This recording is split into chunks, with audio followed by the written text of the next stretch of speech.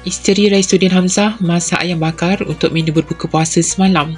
Menurut Ode, jenuh dia memikirkan menu berbeza yang perlu dimasak setiap kali berbuka puasa untuk Wais dan suami. Muncullah Wais memberikan pujian pada menu spesialnya kali ini. Tengok macam tu je dah tahu memang sedap kan? Bakar dia.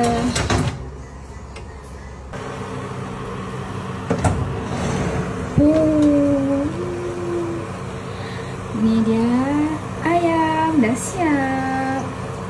Kita masak bayam, masak air, campur dengan sup.